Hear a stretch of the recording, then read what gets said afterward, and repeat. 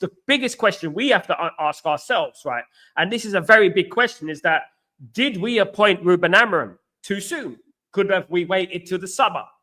Now, that is the biggest question. That's the question we should ask. Not, is Ruben Amorim good enough? Because Ruben Amorim's good enough. Ruben Amorim is one of the best young managers in Europe. Regardless what you think about his tactics or whatever, you know, he's one of the biggest, most brightest managers in Europe. And who else are we going to get? You look at who's in the market. Who's going to make these players play like prime Barcelona? That is what everyone's expecting at the end of the day, isn't it?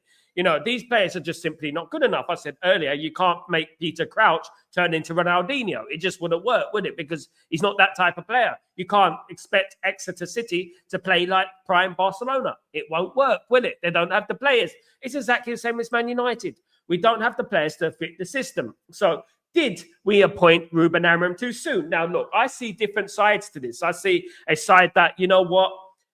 It's good he came in. He can get to know the bad apples from the good apples. He can separate them. And you know what? By next season, we will have all the good apples, and we'll have the right team to take Manchester United forward.